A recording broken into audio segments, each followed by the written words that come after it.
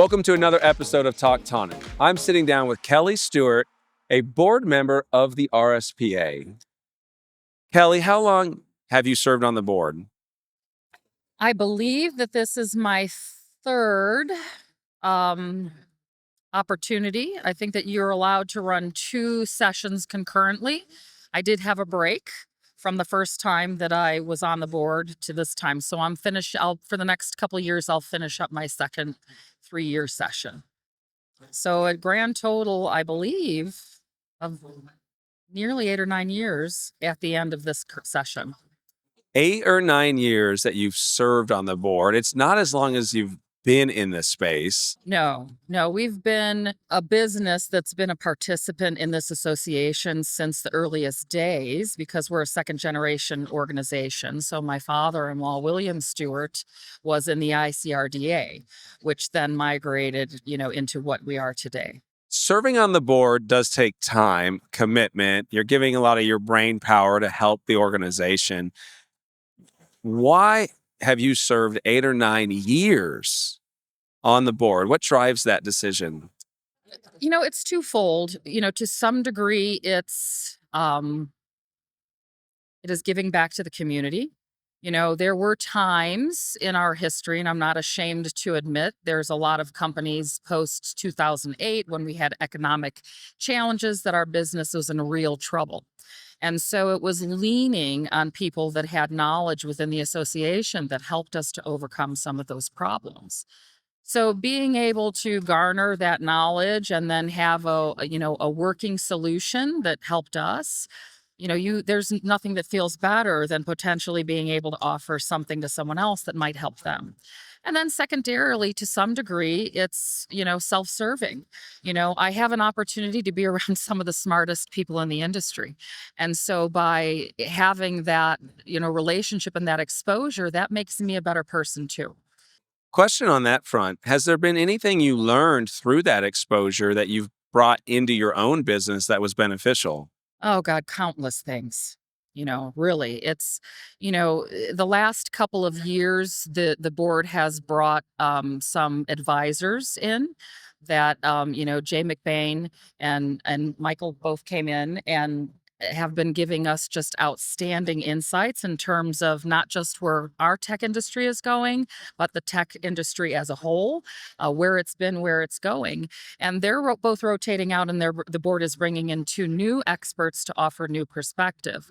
So frankly, every opportunity that I have, not just on the board, but just being in association education, because anything that they bring to the board, certainly they're bringing to our membership as well, through the education sessions. We built our business on the back of the education that this association brought to our business and brings to every business, not just resellers, but to VARs, ISVs, developers, payments companies, whomever. Not only are they giving us education, I know I sound like an infomercial, right? But that's my job, right? I'm looking at what value do I bring to my customers, and in order for me to bring more value to my customers, I associate myself with people who could help me to learn what's going to be most valuable to my customers. I couldn't agree more. By joining the RSPA, I have met a lot of people willing to share. This community has shared strategies. They've shared implementations they did with technology that was beneficial. It is really a great camaraderie that I wouldn't expect amongst a group of people that you would consider competition. We talk about that. And it's interesting. I brought someone new onto our team who came from a different type of sales organization. Our expectation is that sales is sales. We're going to, bring him in, and he is attending this event for the first time.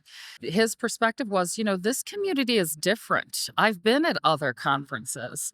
The focus on the scholarships, for example. Wow, and Nash, starting another scholarship just this Yes. year, funding Yep. $50,000. Recognizing, right? That is wow. So, and the presentation for that scholarship, by the way, just amazing, warms my heart. I know Nash. I work with Nash, and it is just an extension of who I know him to be, right? But that's prevalent through our industry association. But he is an individual, not an owner, that built a business on the back of bars in this community. He is someone who has helped build a business and take it so seriously on the impact of his own family that he donated $50,000 to pay it forward. That Hmm. speaks to him and everyone in this community. I mean, I was inspired sitting there like, when am I going to do that? Well, that's what we hope to aspire to be, right? I mean, there are so many people that are good, honest people, and they're kind people. And, I'm a little bit caught up. We're a little bit caught up in having relationships with who we do business with because, not to get philosophical, we're all here for a limited stint, right? So I want it to be as positive as possible. And money's not everything. It certainly makes it easier, but it's not everything. Well, let's talk about what is everything. Mhm. Did you even have a choice to do something other than work in this space? It's a generational business. You're obviously passionate about it. Has that always been the case? So I'll start by saying, for my children, I recommended that they not get in the business. For me, this was a generational business of my husband's family. I was a operations manager for UPS for 16 years. I took some time to be, involved in my community, stay at home with my kids for several years.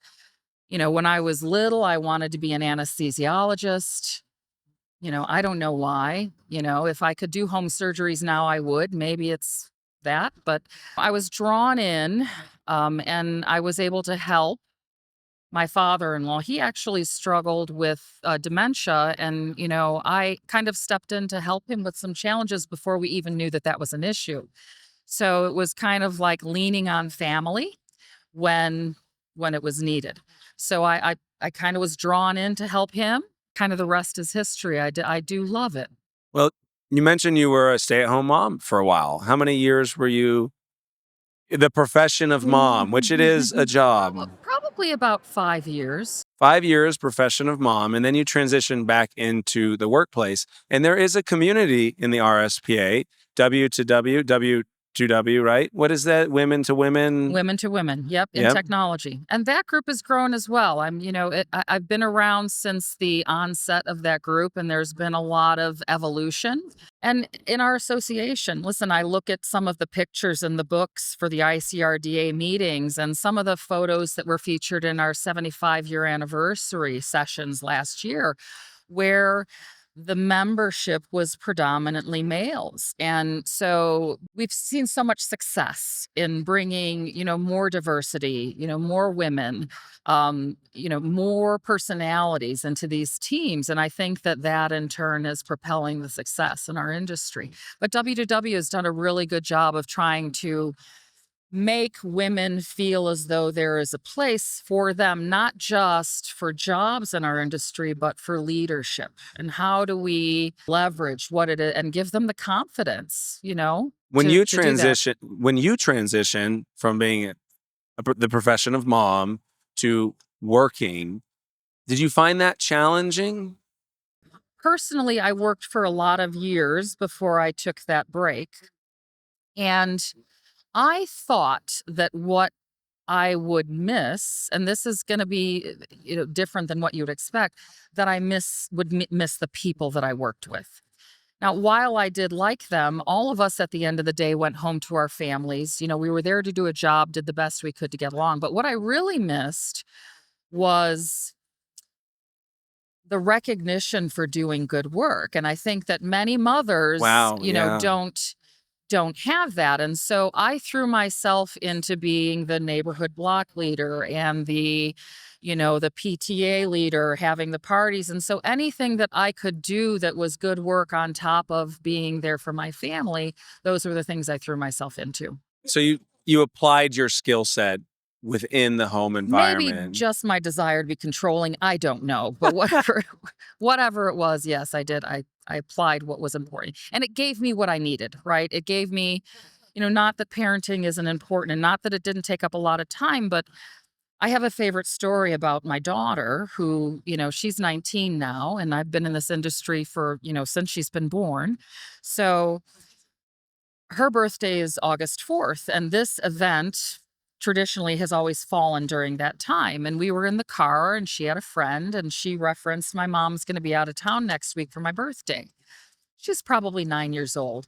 And I was listening to the conversation in the back seat, and her friend said, "Oh, so your mom's going to bring you something really good back," which, by the way, some great swag from Tonic and Bold that I'll be bringing home. But she said to her friend, "No, no. When my mom's working, she's not concerned about shopping for me. We'll go shopping at another time when she's, because I've, fed her this line for so often." Yeah.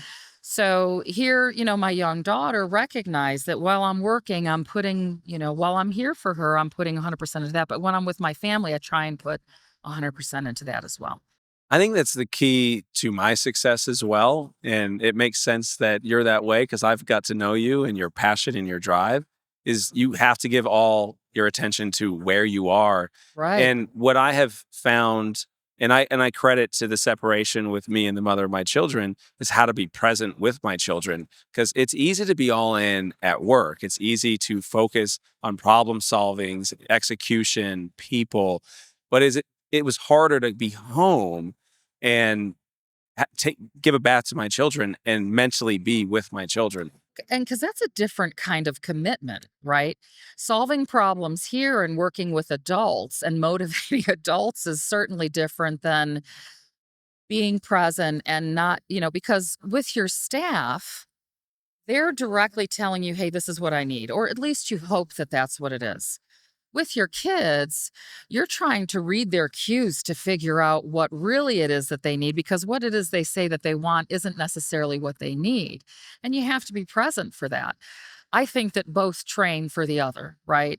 Me being able to be a parent and to try and really look at what the root of the needs are, not necessarily what the squawking or the noise is, but what's the true foundational need, and at the same time working with people who are very direct, telling me this is what I want, this is what I need, and being able to merge those two skill sets of parenting and being a professional, I think is one of the secrets to success. And I agree. And I really only found that when it became my responsibility, when you were profession of mom, as I like to primarily call it, which is more of a thankless job because you see the reward through your children and as they grow up and who they become. And you see the time that you invested really play into setting them up for a successful life in a hard world.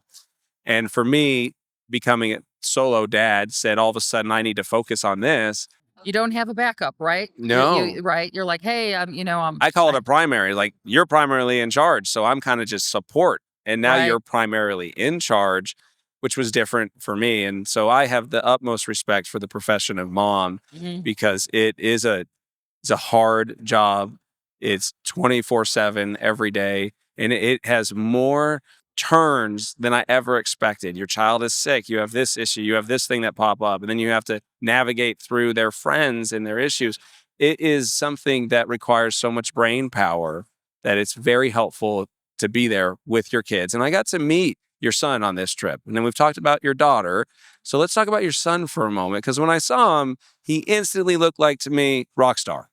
He's got rock star hair. And I was Yeah. like, that guy's in POS. I didn't realize it was your son. I said, okay, interesting. Because he looks like Right. he's in a Someone outside band. of Michael, right? Yes, absolutely. And therefore, share a story about your son, please. So I have three children, two sons, 34, 24, and then a daughter that's 19. But my son that's here with us now, he is the one of my children that have benefited from the scholarship that the association has to offer.